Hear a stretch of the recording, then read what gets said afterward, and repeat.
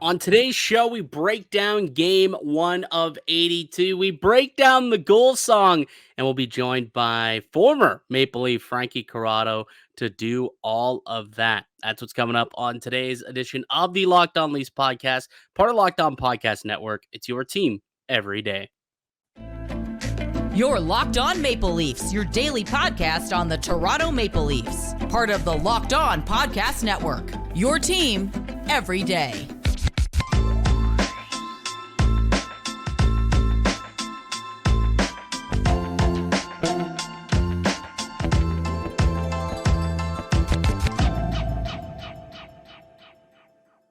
Hello and welcome into the Locked On Leafs podcast. I'm Mike DiStefano with my co-host Dave Morassutti.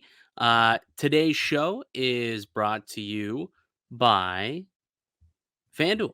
FanDuel is today's sponsor, and make every moment more right now. New customers can get $5 and get $200 in bonus bets guaranteed.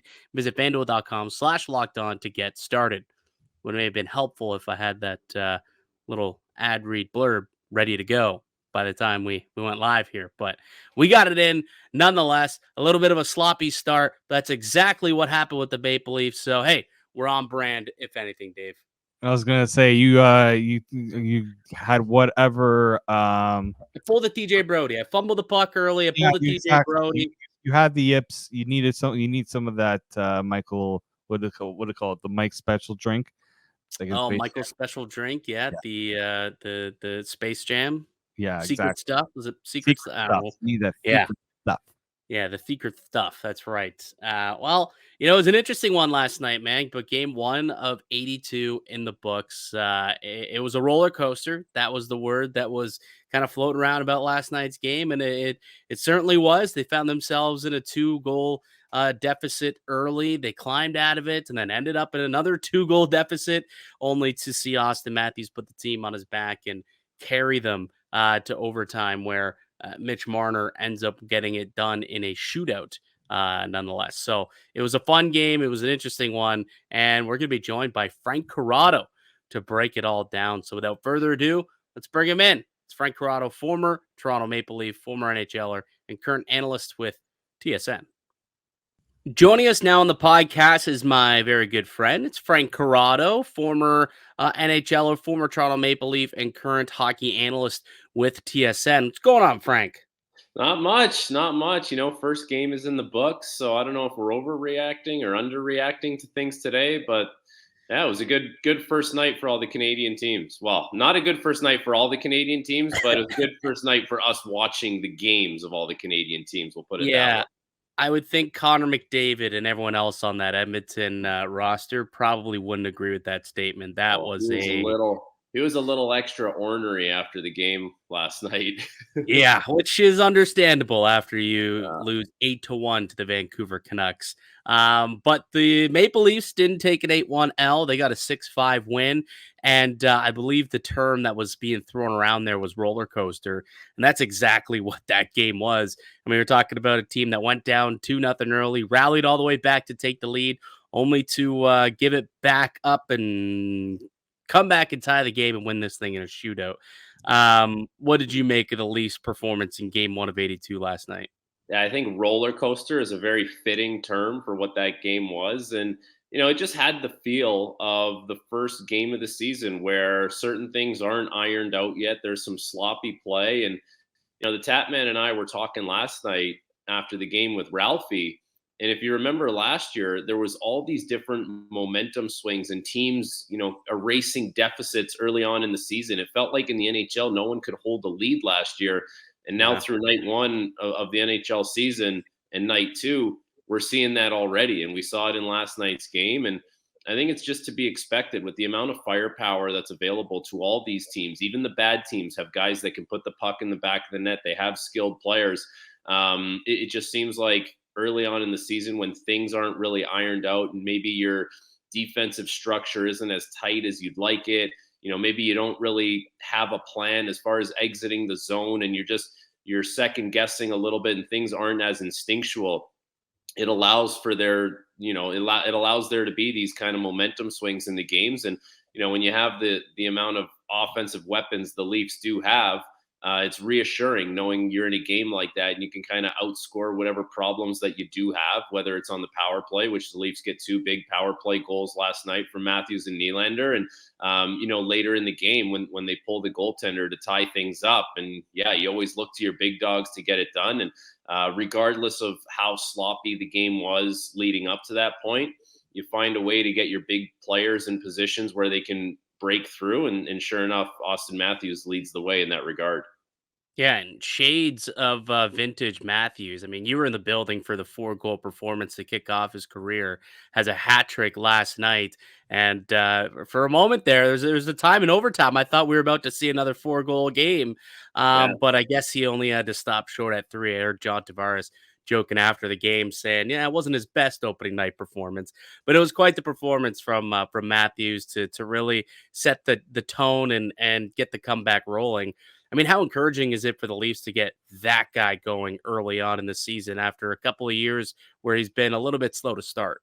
Yeah, like it sounds so obvious, but it's massive. And yeah, I really thought last night he was going to turn back the clock and put 4 up on us, but he gets 3. But even in overtime, he looked really dangerous. And Yeah.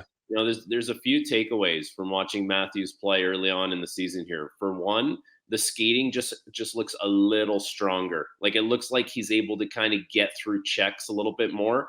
And he's such a big body. I remember when he came into the league as an 18-year-old, a lot of the guys that were on the team that year were looking at this guy saying, this is not an 18-year-old kid. Like this is a man child who's way further developed than most 18-year-olds would be.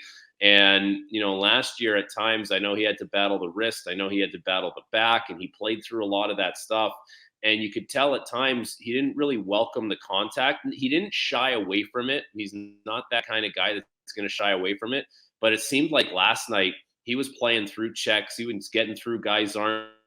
It seemed like he was slicing and dicing his way through the neutral zone. Like he split the D at one point in overtime. And you're thinking, okay, like that's that bull, that we know Auston Matthews can be. And even the shot, like Al's brother, you and I have talked a lot about this at times where, when the wrist was bugging Matthews, when he was really successful, when he had the wrist problem, he found different ways to score, whether it was like in tight on the backhand, he would score some tip goals. But at times the shot, it just seemed like the puck would kind of bounce over his stick. He wasn't really able to kill the momentum of the puck and deaden it. And it would bounce a little bit. And then that would lead to him hitting the glass a lot with his shot. I just think and Ralphie said this last night, it's crisp. Everything about Auston Matthews right now is crisp, from the skating, his ability to welcome body contact, and the way he's playing with the puck, the way he has it on a string on his stick, and the velocity on the shot. It just looks like the guy is healthy and ready to go. And man, it's only going to be good news for the Leafs because, you look back at some of the narratives that we've maybe talked about with Matthews over his career. We know about the goal scoring, yeah. But at one point, one of the conversations we had was, is this guy going to be the best two-way centerman in the league? And if he's healthy and able, man, he's right up there with some of the best in that regard. And not to mention the guy can pot 60 on any given year. I think the big one too, Frankie, is that he wasn't giving up those opportunities either. We saw in that playoff round against Florida, he wasn't asserting himself as much offensively.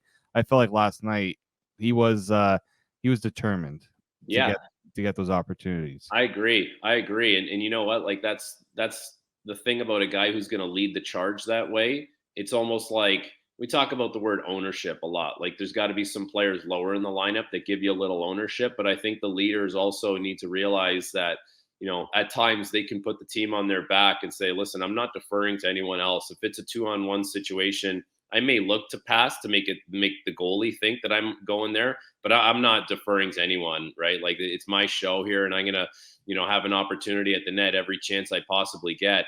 And watch Connor Bedard, this 18-year-old kid. All he does is put the puck at the net because that's his bread and butter. First game of the year, 12 shot attempts, gets 5 on net. But the great goal scorers, they play a volume game. Alex Ovechkin plays a volume game. Steven Stamkos, when he was at his best, like they direct a lot of things to the net. And I think Auston Matthews, when he's healthy and the wrist is good, he's not thinking, yeah, I'm going to pass this because I don't think I can get a lot on this shot. He's thinking, no, this is right in the wheelhouse, and I'm going to fire this pill on the net. Today's show is brought to you by FanDuel. Snap into action this NHL season with FanDuel. It's North America's #1 sports book. Right now, new customers get $200 in bonus bets guaranteed when you place a $5 bet. That's $200 in bonus bets, win or lose. If you've been thinking about joining FanDuel, there's no better time to get in on the action. The app is super easy to use. There's a wide range of betting options, including the spreads, player props, over-unders, and more. So visit FanDuel.com/LockedOn and kick off the NHL season. FanDuel, official partner of the Locked On Network. We're chatting with Frankie Corrado. So Auston Matthews, he looked crisp. He looked good and powered this team to a victory last night. Someone who may not have looked very crisp, I think, was Ilya Samsonov between the pipes. Allowed 5 goals on 24 shots. Was that a concerning start for him, given that he also didn't look all that sharp during the preseason either? Yeah, it is concerning because you're right. He didn't look great in the preseason. He was injured to finish last year. He went through arbitration in the summer. And you kind of look back at his track record. And anytime he's kind of been given the keys in Washington, he didn't really put the car in drive and drive it, like he's kind of struggled with getting those opportunities.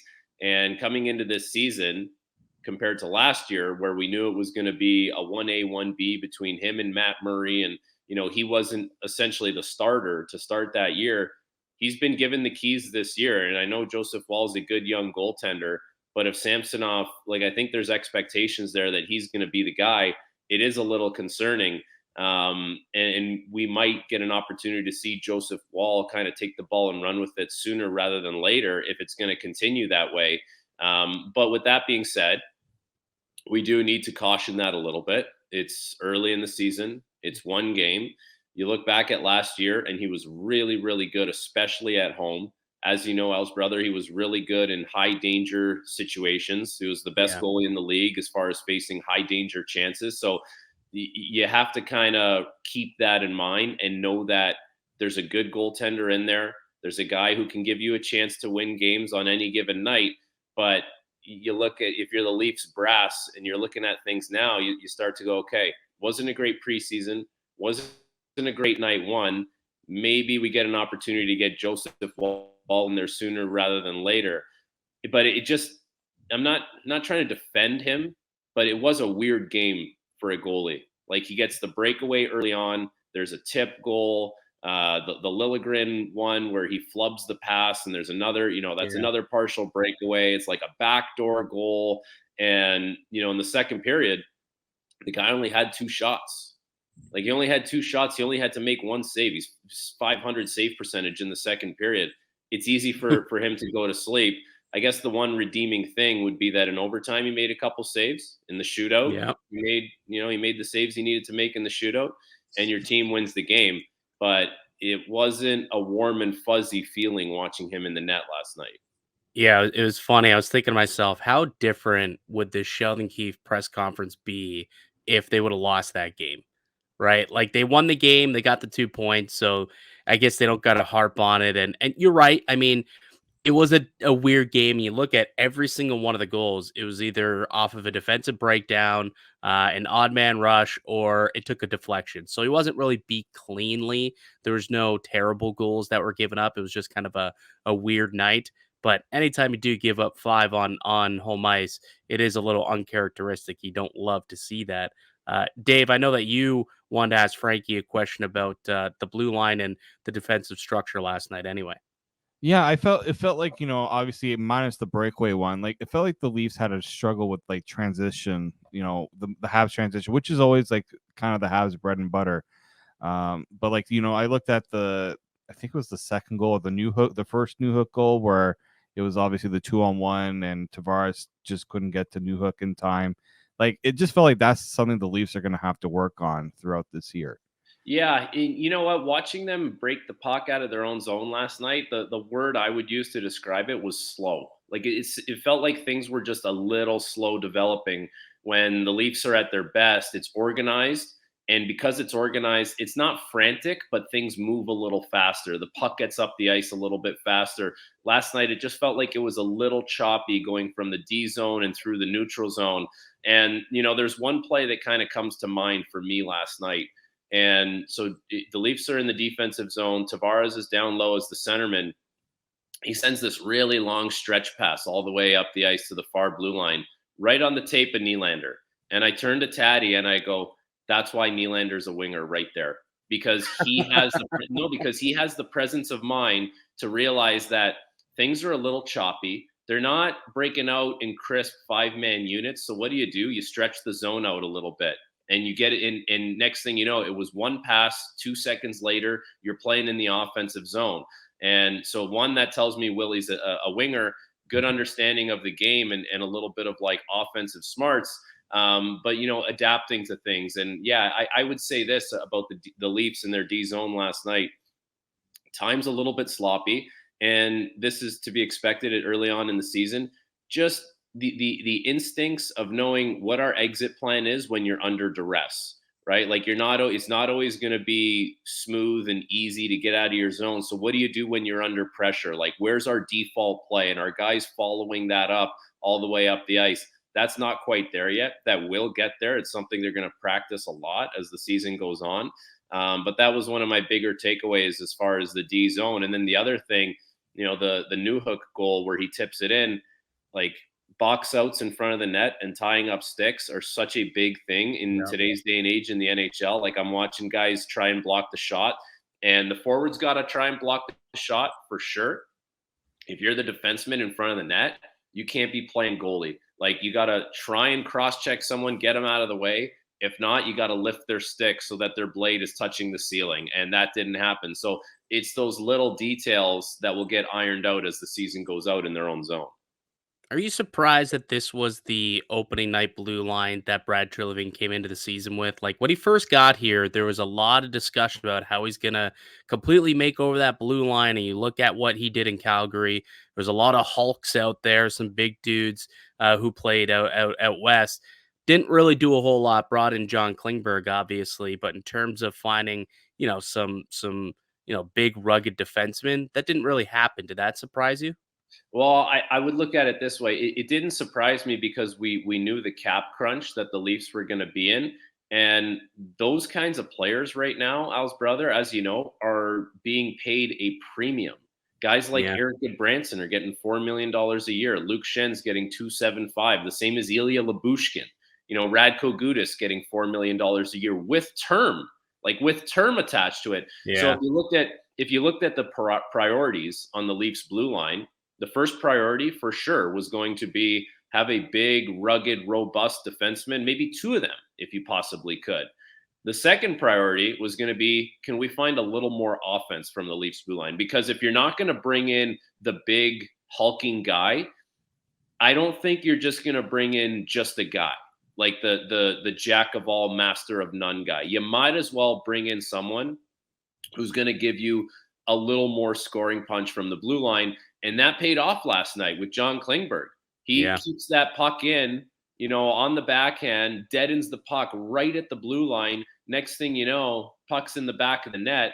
And we saw Klingberg and his ability to walk the blue line to run a power play. I thought he got better and more comfortable as the game went on. I thought early on the power play was a little tentative.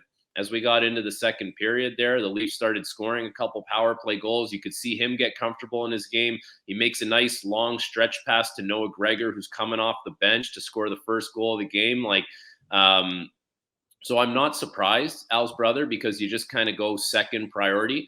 But I would be surprised if this is what the Leafs blue line looked like come trade deadline time. I would imagine it's going to look very different at that time. And you talk about Brad Treliving and his ability to bring in good defensemen. Like, he's got a great track record. He brought in Dougie Hamilton. He brought in Noah Hanifin in Calgary. He brought in Mackenzie Weegar. He signed Chris Tanev. He brought in Nikita Zadorov. He's found ways to bring in good defensemen with some cachet around the NHL, and I would expect he does that at some point this year. Also, a couple of things I also wanted to ask about, Frankie. the ice at Scotiabank Arena, it felt that was a talking point after the game with Marner saying it wasn't great, and it kind of impacted guys, especially in the shootout, how many of them were deking versus how many were shooting. Was that something you noticed last night? Right away. Yeah, we noticed it right away. And I wasn't sure if maybe guys just were stepping on things on the edge of their skates because that can happen a lot because at Scotiabank Arena there's fans walking around in the platinum area and people have little rocks or stones on the bottom of their shoes and you can step on it, but guys were falling early on. TJ Brody fell, that led to the first goal, the Jake Evans breakaway goal, the Liljegren kind of flubbing on that pass, although something about Liljegren, like he's good for one of those every once in a while. It's like a weird flex and curve on his stick, and it happens every once in a while. But yeah, I saw Marner fall. We saw some Habs players fall. It was really strange to see that. And then Nick Suzuki in the shootout just completely misses the puck. And I don't know if that one has to do with the ice, but there was enough examples last night that would indicate the ice wasn't great. That's something that'll get cleaned up very quickly. They're very good down there. They know exactly what they're doing. They've been making ice for a long time. I blame Drake, quite honestly. Like that's who I blame, is because Drake was in there. He was doing his concerts. Who knows what kind of shenanigans were going on in there at the Drake concert. That's who I would blame. I do know there was MLSC employees on the ice also before the game. There was like a little shindig going on. Some of those people were on the ice too before the game. So yeah, you know what? That one doesn't. That one's not so bad because when I played for the Marlies, we would play the odd afternoon game, and then the Leafs would play a couple hours after us. So it wasn't out of the ordinary for guys to skate and then have a game afterwards. Like that ice is busy because on those days we would have Leafs morning skate. Marlies would play after the Leafs morning skate, a full game plus warm up, all that stuff. And then the ice would sit a bit, and then we would play, like later on that night. So yeah, it's not out of the ordinary for that ice to get a lot of use on a game day. Did you get a call from Drake when he came into town? I mean, it looked like he was trying to get some former Maple Leafs. He got Max Domi or got Ty Domi. Frankie Corrado get a call? No, Al's brother. You want to get the crowd going, not get the crowd going home. So. Any fun stop and chats in press row yesterday? Couple stop and chats, obviously, we're up there with Bonesy and Ralphie, talking to them, our boy CJ, getting up to speed on all the latest insider news. It's a big night in the press row when the Habs are in town because you have the two-pronged media. You have the French media, you have the English speaking media from Montreal. It's a big deal when they come to town. And there was, Brian Burke was at the game. There was a lot of your regulars, but a lot of people that you would know would signify it's a big night. It's opening night in the National Hockey League at Scotiabank Arena. Yeah, a lot of people come out of the woodworks for opening night, especially here in Toronto. What was the chatter though around the goal song up there after you finally heard it? "Pursuit of Happiness," the remix by Steve Aoki. Yeah. So first of all, I'm a big fan of it. I think it's fantastic. Hey, thank you. I've been saying for the longest time, a goal song needs to have energy. It needs to be something because the way that building can get. It can get quiet at times. It needs to be something that can get a little more energy into the people watching the game. I think it does that. I think it's current enough that young people get it. I think it's kind of old enough that people that are in their 30s probably were partying when that song first came out. So you keep them involved as well.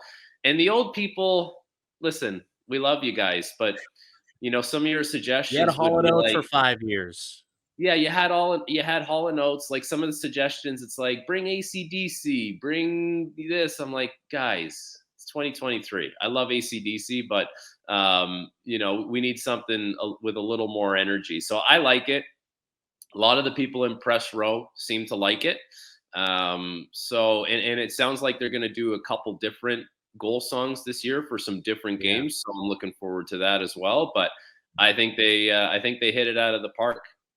Yeah, a little Bieber, a little Drake, perhaps some ties to the Maple Leafs, the six and That's whatnot. what I thought. Like before the game, my take was because Bieber was tweeting or put an Instagram about it, and I thought he was just Yeah. trolling everyone, and then I was like, Well, what would it have been though? Like for a Bieber song, well, like nothing that he has written. My take was going to be maybe Bieber wrote a song specific for the Leafs ooh, scoring a goal. Right? There's a few teams that have that, like the Rangers have that. The yeah. Dallas Stars, like Pantera, wrote that song and sings that song that the Dallas Stars have when they score. So So it could have been like a world debut. Auston Matthews scores. It's the world debut of the song, and then today it releases the full song releases on iTunes or whatever. right. See, you're a businessman. You're already Yes. thinking about it. You're already yeah. But hey, I prefer what they picked to anything Justin Bieber was probably going to write about the Leafs Yeah. scoring a goal. Yeah. Yeah, I'm a big fan too. You know what though? I will say this: I think it plays better live. I didn't hear it live, obviously, but knowing that song really well, I think it sounds better live when you're in the building than it did across the TV because it took a little bit to actually hear what the song was at first. Um, but Oh, it either sounded way, great in good the tune. stadium. Like it sounded Yeah, awesome. Yeah, really good. good tune. Well, that's game one in the books. It's the first victory of hopefully many. And Frank, really appreciate taking the time this morning to join us to break it all down. Hopefully, we can get you back on the show soon. Anytime, boys. We'll talk later. Appreciate it. Today's episode is brought to you by Sleeper. The NHL season is finally here. I absolutely love the NHL, and I know that you do too. And that's why I want to tell you about the Sleeper app. The Sleeper app is the official daily app fantasy app of the Locked On NHL Network, and it's my go-to for daily fantasy sports and especially daily fantasy hockey. With Sleeper, you can win up to 100 times your cash on daily fantasy. Use the promo code Locked On NHL, and you'll get up to a $100 match on your first deposit. Terms and conditions apply. That's Locked On NHL. See terms for Sleeper's use for details. Welcome back into the Locked On Leafs podcast. I'm Mike DiStefano with my co-host Dave Morassutti. Good chat with Frank Corrado. Really appreciate him taking the time out of his day to join us. I know that we don't typically get a whole lot of guests on this show, but I think this season we'll try and get some more people. I did see in the YouTube comments about a week or so ago, got some people asking. The people want to hear from Joe Bowen, Dave. So might have to reach out to Bonesy and see if he can come and join us on the show. But it was nice to get Frank on to talk about that game that was last night. And I think obviously it was a roller coaster. That was certainly the word to use to describe it. That is for sure.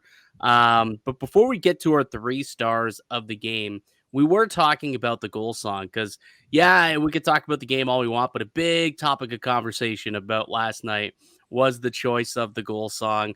No longer is it Hall & Oates. After 5 years, they decided to finally retire that one, which thankfully that did happen because I think a lot of people were just super annoyed. And look, the team never did anything with that song anyway, so there was no reason to keep it. So in comes new management, out goes Hall & Oates, and in comes Pursuit of Happiness by Kid Cudi. It's the remix version, though, from Steve Aoki. And you were in the building last night, Dave. So what was your opinion of the Leafs' new goal song? What did you think? I do agree with what Frankie said, is that it did bring a different energy to the building than Hall & Oates did. Like, I'll say this, the Hall & Oates one sounded gimmick. It was starting to sound gimmicky forever, right? And I mean, also, I still don't like how on the scoreboard they do these. They're trying to be cute and like get this like family like atmosphere, like throwing different like scenes of different movies. I don't know why. Like, just point to the crowd that's reacting to the goal happening. That's my opinion. But Yeah. I think the goal song works. Is it my favorite choice? No, but I think it is an improvement over Hall & Oates. And actually, Frankie, when he mentioned like the people who don't like the song, I say a good portion of those people were in my mentions last night when I posted the video of the goal song. Yeah, let us know down below what your thoughts are on the goal song because I am curious. Because I also, took to Twitter to say that I liked the song choice. It's a throwback song for me. Brings me back to my partying days in high school and university. So for me, it's a song that I grew up with and that I really enjoy. Obviously, I think the song was very much popularized by Project X. Like I think everybody kind of has an association to that song from that movie. And when that song plays during that movie, it's a banger of a scene to the break of dawn, yo. But for me, I think that it was a good choice, and I'm gonna be curious to see what the other songs are in the rotation. Because as Frankie said, it sounds like there's going to be a few different songs that they're going to be featuring throughout the season based on the specialty nights that they're going to have. But I would imagine "Pursuit of Happiness" is going to be the mainstay for the majority of the season. And I mean, that's what this year is, right? This is the pursuit of happiness. It's kind of a new mindset, new philosophy with Brad Treliving. So I think it's kind of, it says something about where the team's at and what their main goal is. Their goal is the pursuit of happiness to eventually win a Stanley Cup. Maybe I'm reading too much into it and getting a little too deep on it, but I'm a fan and I can't wait to hear it live because I do think that it probably does sound better live as the goal song than it did on TV. Because it did take a couple of seconds before you could actually hear it and understand what the song was. But I'll give it a solid 8 out of 10 on the song choice there. And with that, Dave, let's get into the 3 stars from last night's game. Wasn't sure if we were going to do a 3 stars or a good, bad, and ugly based on how that one went, obviously. But they pulled out the victory with a 6-5 shootout win. Let's go through our 3 stars of the night. Dave, you can start things off. Who's your third star in that game? Yeah, I was struggling with this one for a bit, trying to even during the game I was figuring out who I was going to do my 3 stars for. So I kind of landed on the fourth line. I cheated a little bit. I did the Mike DiStefano cheat and I went with the line instead of one player. So I liked the fourth line. I thought they had a purpose in this game. Each one did their job almost to a T, right? Like Ryan Reeves was the physical presence, had the fight obviously with Jacky, and then Noah Gregor, his speed was apparent, especially on the goal that he scored. And David Kampf was a beast, especially in overtime, killing that penalty. Think he was on for that entire penalty kill, or like a majority of it before. Like he was crucial to that penalty kill. So I think all those guys deserved. And Sheldon Keefe gave them, some good graces after the game. One of the few positive compliments he had, and I think they were deserving of it. Well, it wouldn't surprise you to know that I also cheated and also went with the fourth line as my third star. I mean, yeah, they did their thing last night, right? Like they got the ball rolling. Noah Gregor started things off with the team's first goal of the year. I did not have that on my bingo card, but there it is. The guy who was last to make the team just signed a contract 24 hours prior to the game, opens up the scoring for the Maple Leafs. They're the most consistent line out there. You mentioned it. Camp, did his thing and was instrumental in bringing that thing to a shootout with a great performance on the penalty kill there at 4-on-3. And then Ryan Reeves, as much as I maligned that signing, and look, I don't, I'm not going to overreact to one game, but he did exactly what he was brought in to do last night, right? Give the Leafs some energy, open the game, throwing a couple of big hits. He had that fight with our Jack guy, which should have been on the bingo card. I think everybody thought that was going to happen, right? He came in with the like right from the get-go, comes in off of the introductions and gives the crowd a little, I'm here to bring the muscle. Let's get the party started. And he did that exactly in the first period and showed everyone why he got paid 1.3 times 3 to be a Maple Leaf. So, I got to tip my cap to Revo. He earned his money last night. Hopefully, I want to eat my words on that signing. I do want to. Hopefully that does turn out to be a worthwhile deal for the Maple Leafs and it works out. Last night, it certainly did. That the fourth line was great. So they are much deserving of this third star honor, in my opinion. Second star, Dave. Who are you giving it to? Second star, I'm going to give it to William Nylander. I thought he was the second best forward in the game. I think he, you know, watching him skate with the puck is such a treat. He was slicing through the defense like it was nothing. Yeah. It's just one of those, like, you watch him play and like you kind of get to the edge of your seat. That's the type of player he is, and I saw that quite a bit.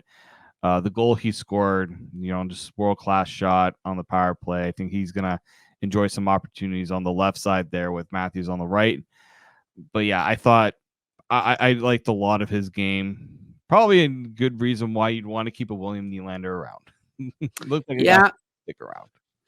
Yeah, definitely gave you a reason or two to think, yeah, maybe this guy should be a long-term fixture with this club. I gave it to the Leafs power play, which William Nylander is obviously a big part of. He's scored one of the two power play goals that they had last night, a couple of big goals to get them right back into the game. They end up taking the lead there in the second period off of a couple of those goals, so very timely for them. But you know, John Klingberg, I think, is going to be a big addition to that power play, and it's not because I think he's going to be, you know, a ridiculous threat from the point to shoot. He is more so than Morgan Riley is, but I think having a right shot up there just kind of makes it opens up different possibilities and opportunities, and you kind of saw that happen last night with William Nylander, right? They had a little bit of a give and go type play, but because, Klingberg was on his right side and he was kind of facing Nylander with his stick open, he was able to get the puck back to him, and Nylander on the left side able to fire it in the way he did. I think we could see that happen a lot this year, and it allows Nylander to be a big time trigger man, and then that allows, for Matthews to set up where he wants to get set up, and that allows him to be a big time cross ice contributor, like we saw happen. So I think that this power play, they went 2 for 4 last night. I think it's a group that was operating at a 26% clip a season ago. I see no reason as to why they can't match that or better it this year. So kudos to the Leafs power play. Big part, played a big part in that victory last night. And with that, it's time to praise Auston Matthews, I would assume, with the first star of the game. Yeah, there's no question. Just you talked about it in the in our preview show. Just this guy loves playing opening night. He brought it. The Leafs looked like they were dead in the water when they were down 5-3, and then he's like, "Nope, that's not happening. Like, we're not losing this game." Dude's got 12 goals in 7 season openers. 12. It's insane. He should have had 4 or 5 goals last night. Dude, he almost ended it in overtime. Could you imagine if he ended that thing in overtime? And that was an extended shift, right? Like, probably was thinking about going to the bench, but said, all right, let me pop up into the play. Maybe I can make a one play and end this game. But, Jake Allen made a couple of nice stops. Matthew Nice had a chance to end it in OT as well. And, he robbed him pretty good. So, but still, I mean, he netted 3 past Jake Allen. And look, Auston Matthews, when this guy is rolling, this team is at its best, right? When those two big guns are going, Matthews and Marner, this team's, I don't want to use the term unstoppable, but I mean they're hard to beat. And I know that there was a lot of mistakes last night that need to be cleaned up. They spoke on it ad nauseum during their post game press conference. They didn't take that win, and say, yeah, we played great. They knew that there's a lot to clean up. But you look at what they were able to do offensively. When they needed goals, they got goals, and they got them from the guy who does it better than anyone else in the game, quite honestly, in Auston Matthews. You look at the game as a whole, his line won 77% of their minutes. I thought they really came alive in that second period and then toward the end of the game. So good to see that happening, obviously. And Auston Matthews to get off to a good start is massive for this team. It's big for him. And hey, only 57 away from notching 60. So it's doable. Like I saw, he's on pace for, well, let me do the math here, but something like 246. Yeah, like 246 or 241 or something. We got 82 times 3, 246 goals. Might not hit that mark Might not hit 246, but I think with him getting off to the start that he got off to last night, I think bodes very well for this Maple Leafs team. And also, like, just the way that he was playing last night, the way that he was playing with the type of dogged determination, um, you could so tell that guy was beaten down in the playoffs. He didn't look like that at all in that Florida series. He looked like a different person. He was way better last night, and you could tell that he was healthy. And well, look what happens when the guy's healthy and able to play at the top of his game. He's one of the best players on the planet when that's the case. So Auston Matthews gets the first star. I think he ended up with the championship belt after the game as well, which obviously he very much deserved. Anything else you want to quickly chat about this game? Any other notes?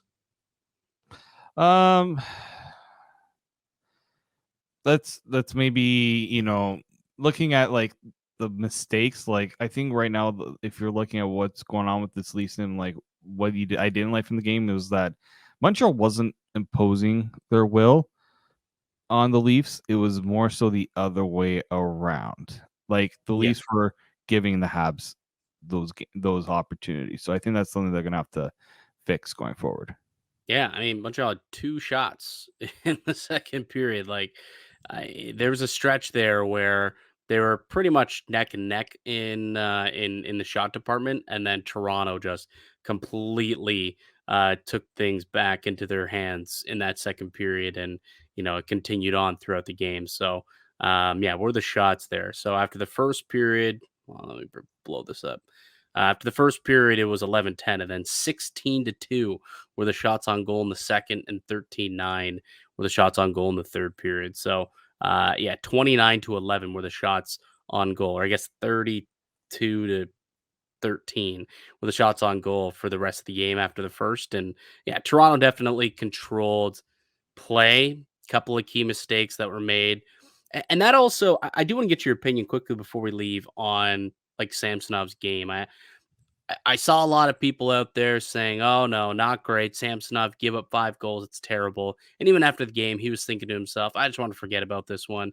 It was a weird game." And it was. But if you look at every one of those goals, they all either came off of a defensive breakdown, a turnover, or an odd man rush off of those defensive breakdowns. Not it's it's tough to really fault Samsonov on a lot of those goals because I think the Leafs put him in a bad spot more often than they should. Yeah, I know they definitely did. I do agree with that to a degree. Again, you would like to see your goalie make a save in certain situations. But yeah, like the breakaway, I thought maybe he could have tried to be a little more aggressive in trying to stop Jake Evans there. I don't think Jake Evans is someone you should really be worrying too much about and respecting too much. You have to go in deep into your net. Yeah, like it's tough again, as you said, like where he's getting all the shots that were kind of against him were prime scoring chances, right? Backdoor, backdoor chance on a 2-on-1, things like that. Not much you can really do. So I think it was just I think more so was the frustration and the times of the goals that were allowed. Yeah. 5, when you give up 5, everything's going to get magnified. But I wouldn't put all 5 on him, that's for sure. But he's got to get back. He's just got to get himself back on track, and give his team a chance. Right, the team put up. They did their best to keep the play on the other side of the ice. You got to be ready for those opportunities where things are not going to go exactly their way. Yeah, and I would hope it's just early season rust because he was really good last year, especially on home ice. So a bit of an uncharacteristic start at Scotiabank Arena for Ilya Samsonov. I bank that he'll have himself a bit of a comeback in the next one against Minnesota. All right, buddy, we'll leave it there. Solid show. Game 1 of 82 plus in the books. Let's hope game 2 is a victory as well this weekend, and maybe a little less sloppy would be nice as well. All right, that'll do it for us here today on the podcast. I'd like to thank you all for listening and supporting the show. You can subscribe to the Locked On Leafs podcast on all podcasts and platforms and receive daily Leafs content. Follow myself on Twitter at Mickey_Canuck. Follow Dave at D_Morassutti. Follow the show as well at Locked On Leafs. If you enjoyed today's show, go ahead, leave a like on this video. If you're watching on YouTube, leave a comment down below. Your thoughts on the opening night performance of the Maple Leafs and your thoughts on the Pursuit of Happiness, the song choice, the new goal song for the Maple Leafs. And with that, we'll be back with another episode for y'all tomorrow. We'll tee up Saturday night's game between the Maple Leafs and the Minnesota Wild, game 2. That'll be going down on Saturday. But until then, keep it locked right here on Locked On Leafs.